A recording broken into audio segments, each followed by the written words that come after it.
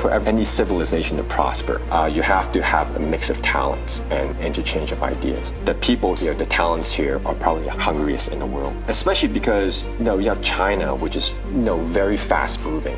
It's almost like a speeding train. Oh, we're live. We're live. Not live, we're recording. We're recording. Okay.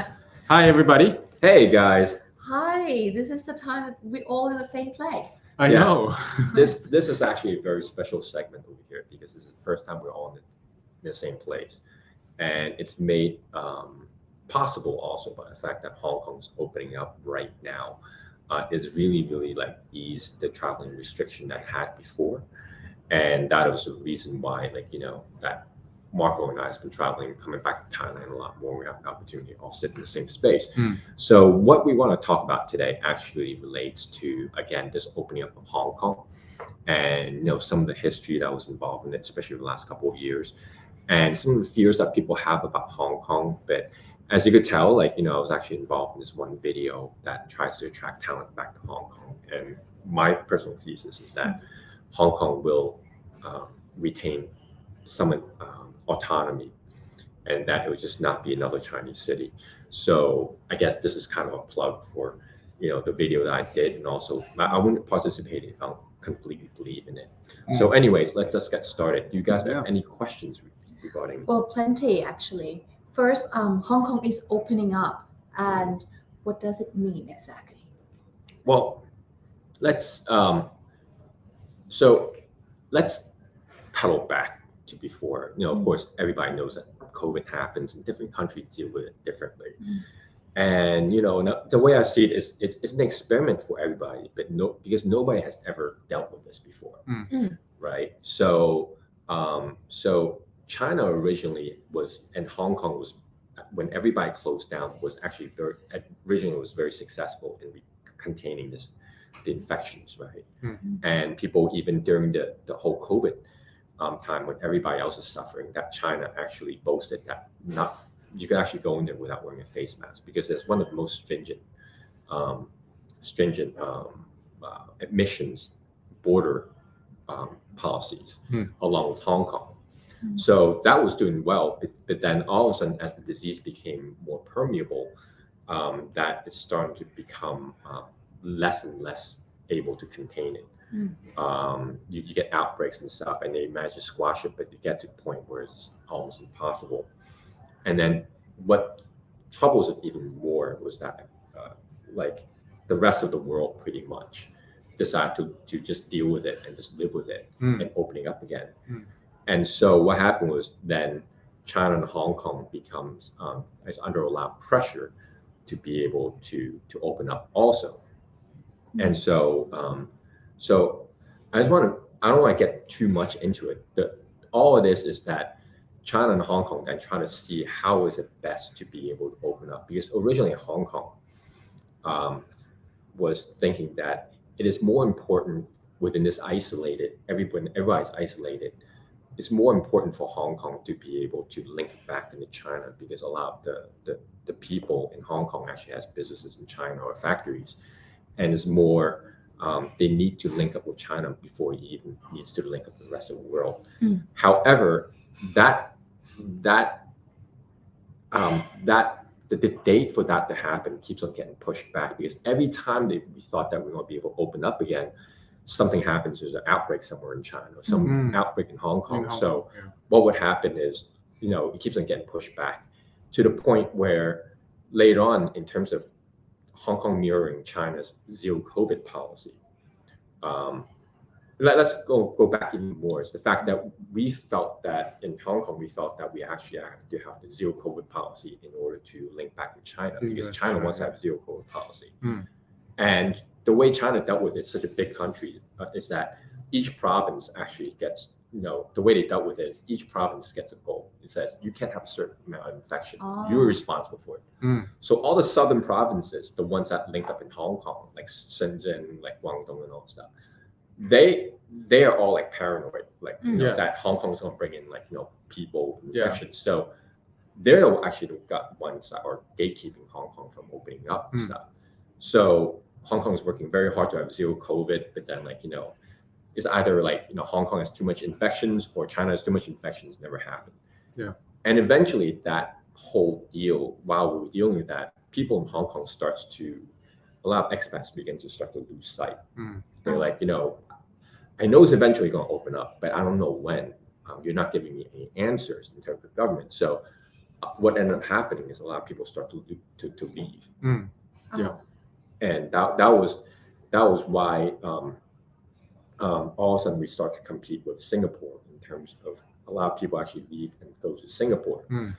But then what happened is Hong Kong, realizing this, the new CE, the chief executive, John Lee, came up and actually his very first thing within the first week, so a week or 2 weeks, is to have these flash like surprises of saying, hey, by the way, there's less quarantine, and next thing there's no quarantine, and it becomes like no rat test required and all stuff. And it always comes, the news always breaks like the day of, and now the latest one is that we could actually we actually opened with Shenzhen right now. So it all goes back to the whole question of whether or not, a lot of people are afraid that Hong Kong is going to be just another city in China. But I think that this COVID episode is really, it really exemplifies why Hong Kong will not be just another city in China, because basically China, in order to deal with any of domestic issues, might come down with some laws that might actually, in some ways, scare some people off. But that's the way they kind of deal with it. We're not here to criticize it. It might be some might argue that it's a necessity to control such a large population. But at the same time, Hong Kong is kind of a vestibule, kind of a place where foreigners and foreign investments can actually feel safe in there, so that they could actually be able to still engage with China, but be able to do it in a more international terms. And Marco, you have said it before about how the basic law is actually one of the things that actually be able to be able for Hong Kong to be able to at least speak the same language as the international community, right? So can you actually explain that further? Yeah, well, Hong Kong used to be a British colony, and so logically it adapted the so-called the basic law system, where it's being used in all the Commonwealth and also North America countries. And I think lawyers and corporate lawyers, they're used to that kind of system and languages, and it's easier for these corporate lawyers to adapt and do business in Hong Kong. And I think that's very special for Hong Kong, and I don't see that Chinese government is about to abandon that or destroy that. Oh no, it's difficult to mangle the whole structure. It took more than 100 years to build that kind of system and trust and talents that can do that. So I don't see why China wants to break that right now. So and I think law is like one thing that's very, very interesting, because between common law and basic law, you said common law, common law and civil law is just like, I've been through places, Thailand, South America, South Africa, and it just jumbles. I don't understand anything the lawyer said. Okay. I see. I can't understand it either. So I think this is something very special about Hong Kong. And I'll let our Hong Kong government legislation department, they're all very accustomed to that, and they're very good at doing that. I think it's really hard for China to sort of replicate or to rebuild something like that. Some say Shanghai will replace Hong Kong in the future. That's not as easy as you would think, if you can imagine. So what do you say? You start to see like Hong Kong paddling back. You start to see Hong Kong, once was like British colony, and start to couple more with China. You start to see Hong Kong mirror a lot of things from China, but not in the financial terms and or in the whole industry.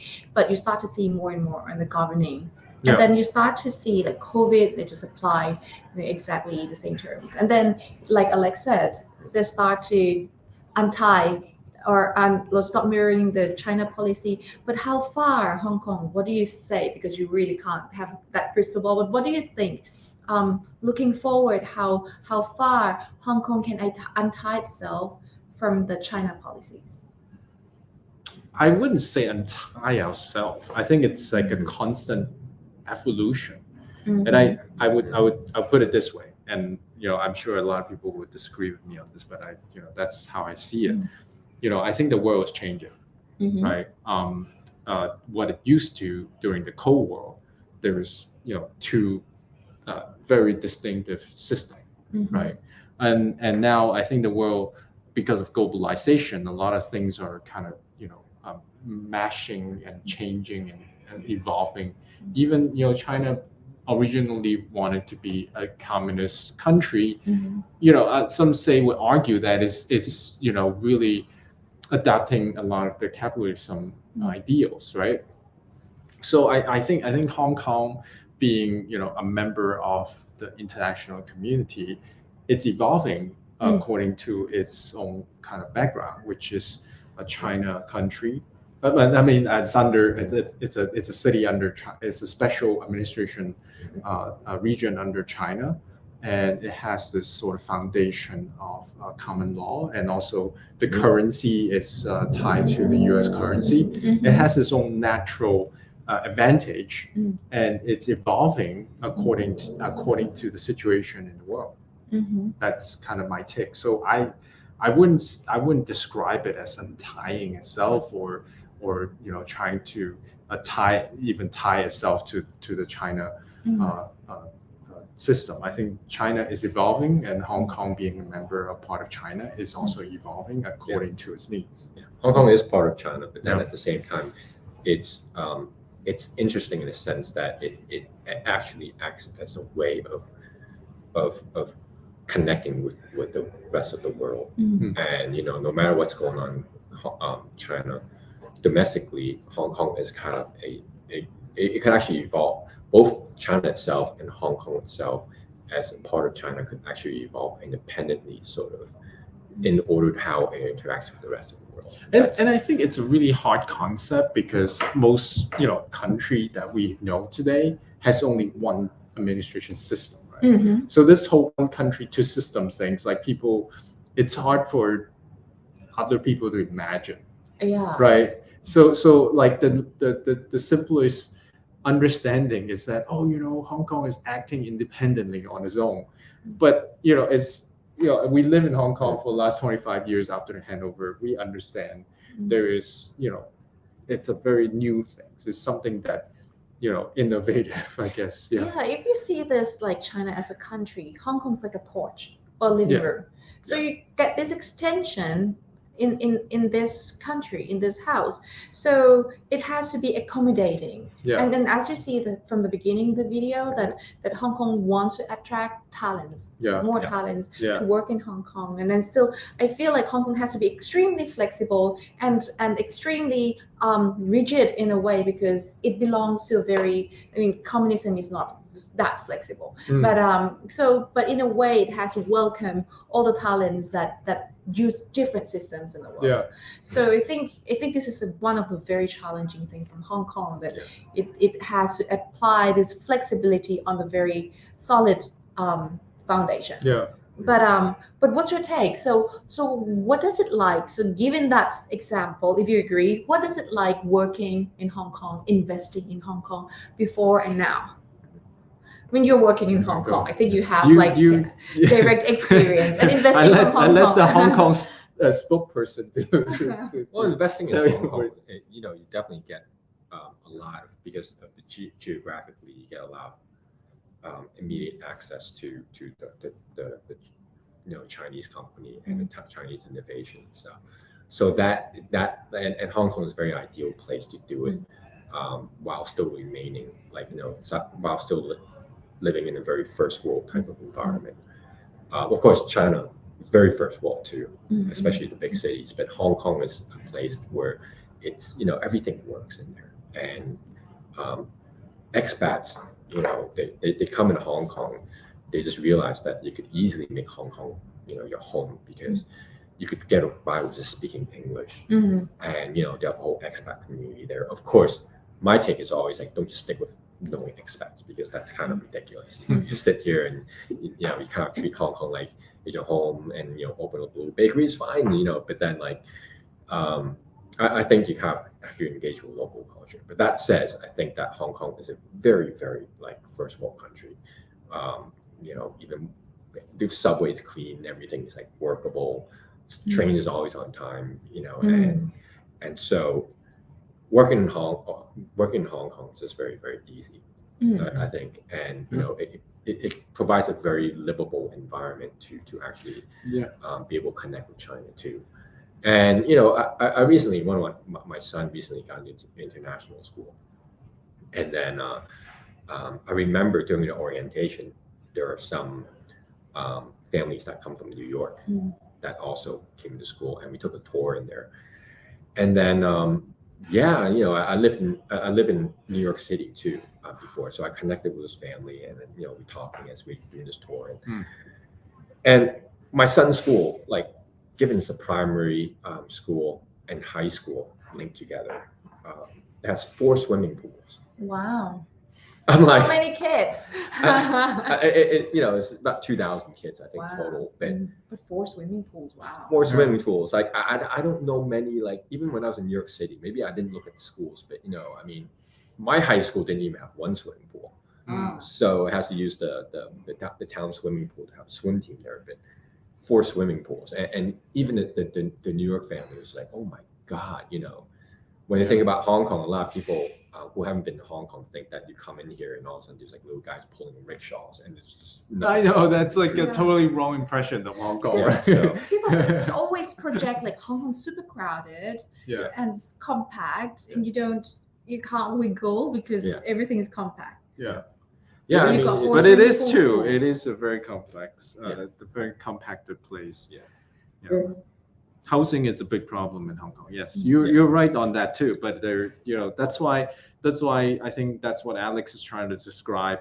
Hong Kong, it's an international city, and it's a very complex, or there's a lot of different complexity within the city, and I think not. If you just watch a movie, then you get one impressions of Hong Kong, and that's not usually that's only one dimension of what Hong Kong can offer. Yeah. And I think that's why we love living in Hong Kong. It's a very a dynamic city. But how's housing price and rental price in Hong Kong? I don't know if you rent, if you have your own places. I don't know. But my sister lives in Singapore. Last year, Singapore trying to attract a lot of talents. Yeah.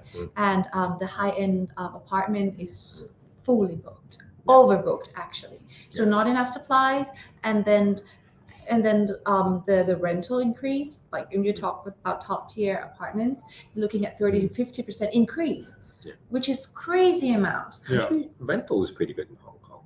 In fact, rental is falling in Hong Kong. Rental is falling. My rent hasn't increased for the last Yeah. 5 years. In fact, I could have, if I'm a little bit meaner, I could have approached my landlord about reducing my rent, but I just won't want to deal with that stuff. So I just continue Yeah. paying the same Yeah. rent. Now, buying the house is ridiculous, but renting in Hong Kong is actually no worse than, say, New York, I would say. But unless if you do want to live in the top tier residence, which I don't see why you want to do that. But Because buying is absolutely ridiculous. That I gotta say. If you want to own a place in Hong Kong, I mean, it's I recently bought a place in Hong Kong, but I've been holding off for so long because I just didn't think that the price it's not worth it, but it's just comparing to the U.S. it's just kind of like, whoa, it's not. I would rather own somewhere in Bangkok. yeah, So I think same thing applies to a lot of metropolitan. Yeah. area. Yeah. but Hong Kong, I think, is the most expensive now. I presume. Yeah, I think there's an index like hamburger index. If you buy a Big Mac, if you yes. how many years do you need from if you buy from the local like Yeah. McDonald's. I think Hong Kong is like has to be top one or top two. Yeah, The most expensive Big Mac. big one. Yeah, Wow. or yeah. And what do you think? What do you think about Hong Kong trying to attract talents? And you talk about the hungriest talents that Hong Kong trying to attract. How do you grade Hong Kong on that perspective? Because this is a time where talents are Yeah. everywhere. A lot of companies are downsizing. Yeah. You start to see talents looking for a good job. This is a bargain.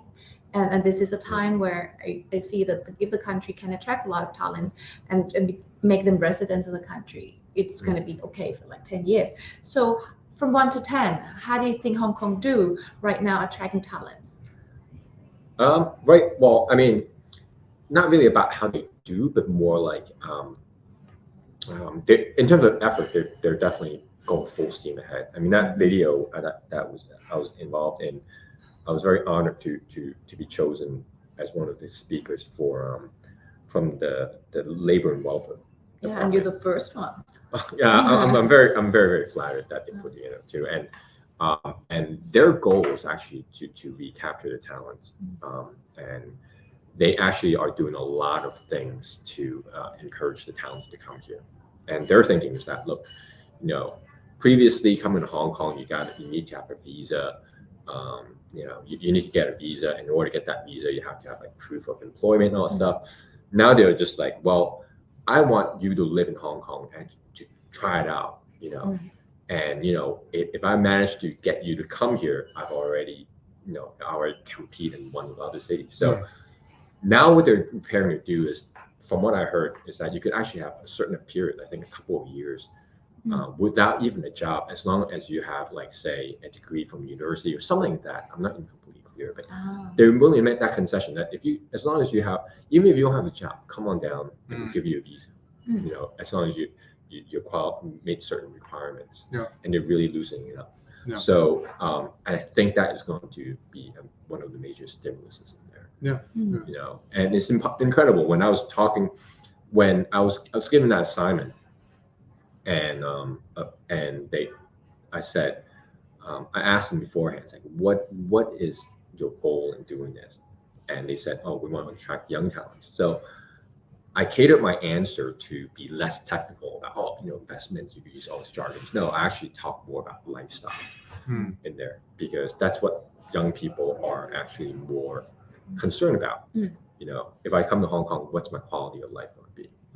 If I come here, in the weekends, do I get to party? It's actually, it might sound a little bit like whatever, but yeah. So I think that is that's what I was trying to do. So I don't know if I answered the question, but in terms of how they're doing, I believe that eventually, as things open up again, it's going to go back to normal. Yeah. And I would add that, like, hungriest is the right description in my head too. I think people who work and live in Hong Kong probably walk really fast. If you can imagine, I have been to a lot. I lived in a lot of different places in the world also, and by all means, I think Hong Kong people walk the fastest. Their normal walking speed is mine. It's like running. Yeah, it's like running. So I think people are always in a hurry of getting things done. And that's kind of the mentality in Hong Kong. Efficiency. Or aggressive. Being very aggressive and very I think in a way it's a good thing too. After I got out of grad school and I was an architect, I had a choice between living in New York, and I originally really wanted to go to San Francisco, but then later on I went to San Francisco and I realized the place is just way too nice there. Way too nice. What do Yeah, you and, mean? it's like everybody's very like nice, cordial, Yeah, like and the weather is very nice, and I could see myself getting very lazy. So in the end, I decided to go to New York, because if I stop, someone will push me, figuratively, and then moving to Hong Kong. After moving to Hong Kong, going back to New York afterwards for vacate, like for a little holiday, I realized that New York seems even slow compared to Hong Kong. So I appreciate that speed, but why I say that the people in Hong Kong is the hungriest is because most of the people who come here, they do come here to engage with China too, and China everybody says it's the Wild West. Uh-huh. In a certain way, anything goes. But and that is why, I think that Hong Kong going to Hong Kong, the towns here are hungry in the sense that they really engage with China. The other way of doing it is just go directly into China, which is super hungry too, but Yeah. a different way. So I think people who come here are very adventurous and are hungry. So you're talking about working in Hong Kong. Now can we talk a little bit on investing in Hong Kong? Because before jobs, you need investor to build a company, making projects and things like that. Local investors in Hong Kong, are they moving their money already? And how do you feel? I mean, and expat investors, how do you find big money move in Hong Kong? Do you want to go? Yeah, you go. Yeah. No, I think Hong Kong. There's a lot of family offices in Hong Kong. Although a few of them actually move away during the last 2-3 years because of the same reason that there's a lot of uncertainty. Yeah, They don't know. understandable. They don't know when Hong Kong is going to open up. And I mean, there's still a lot of really big sort of family office funds that are resident in Hong Kong. And the general consensus is that I've been very outspoken about my view on this is that we think that China is going to start stimulate the economy internally, and it's dependent on the export drop. And we know that in November, December, all China, Japan, Korea have all double-digit drops in exports. And this is not something that only I believe. It's a view that's being shared by some families, and I think a lot of people are now looking very closely on how to move their money and start investing. Yeah. And so lately we have been engaging a lot of opportunities and talks. But I mean, having said that, I think people are just doing precautionary or preparation work right now.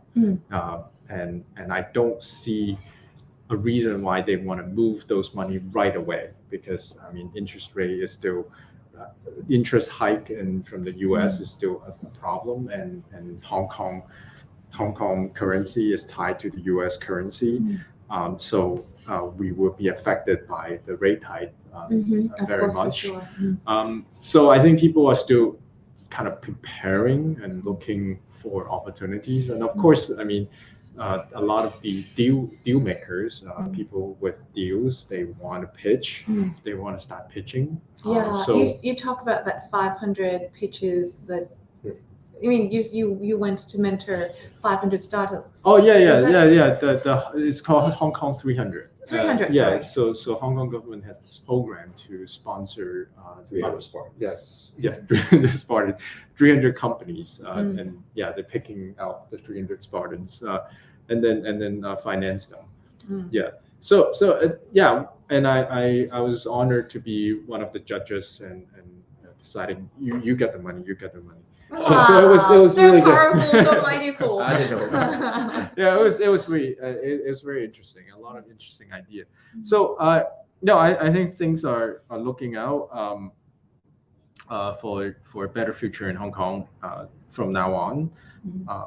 Of course, I mean 2023. I'm not saying 2023 is going to be like awesome. It's going to be a bull market. That's not what I'm saying. I think we're going to continue to live with COVID.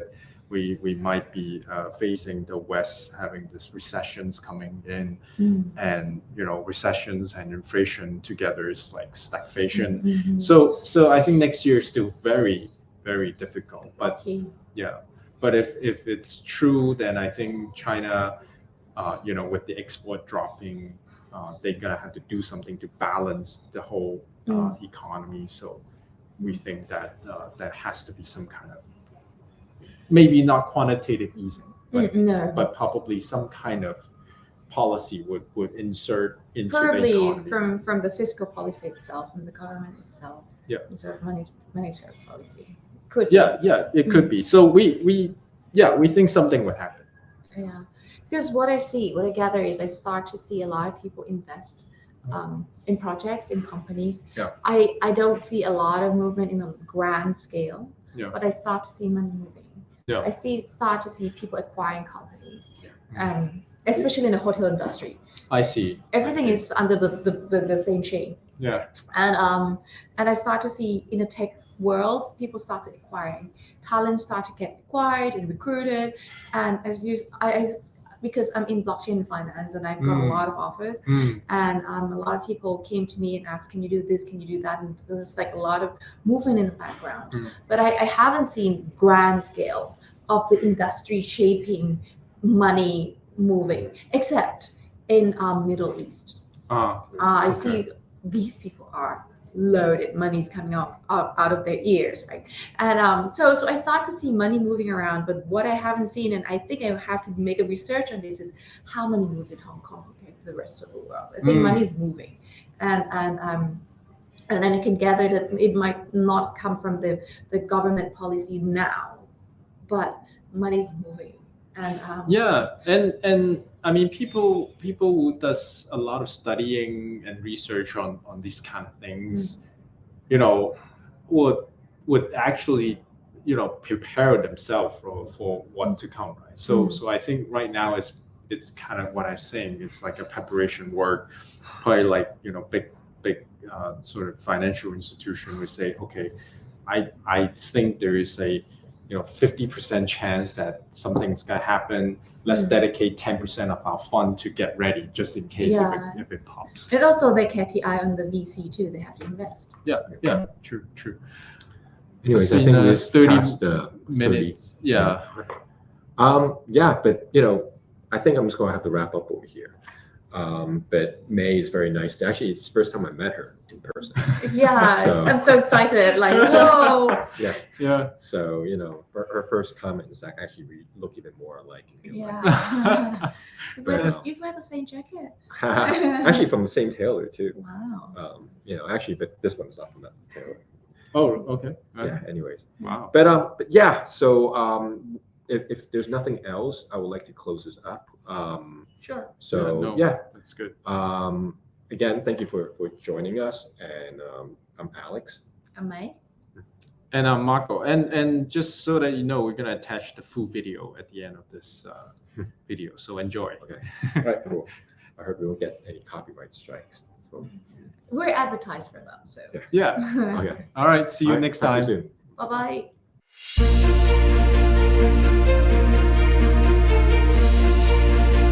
In order for any civilization to prosper, you have to have a mix of talents and interchange of ideas. The people here, the talents here are probably the hungriest in the world, especially because you have China, which is very fast moving. It's almost like a speeding train. 咁香港人本身已經係好掂㗎啦。如果我哋再將外邊嘅人才都帶嚟香港，咁希望可以將呢啲唔同嘅人才匯聚埋一齊，可以衝出亞洲或者揚威世界。You have the whole China market at your fingertips, half of the world population in 5 hours flight. Hong Kong has a lot to offer, and there is a great infrastructure coming. There is no other city or place in the world where you have this combination. We are competing with other international cities in many areas like finance, INT development, and most importantly, competing for talents to help us stay on the edge. Together, we put that in the melting pot, and we have a very successful industry, society, whether it's sport, arts, culture, or in any of the industries in Hong Kong. 我觉得这里是一个百花齐放的地方。香港的这个文化，它很多时候还有一些东方的特色。我非常喜欢这种共融包容的这种社会。其他的一些国际化大都市，你可能未必会有香港的一些比重。喺城市入邊係好活力嘅生活啦，有得飲酒啦、食嘢啦，同啲朋友一齊開心啦。無論你喺邊度住，你都可以出去行山啊、踩單車啊、游下水啊。我覺得個平衡咧就好好啊。This is a can-do city. You're working alongside people who are really the best at what they do from all over the world. There's an enormous energy here, which is very exciting. It's also a great place to raise a family. We have all the chips to attract international talent. Stay hungry, work hard, play hard. 越嚟越開心，越嚟越穩定。多啲 energy。 This fusion of international culture makes Hong Kong the most attractive place in the world.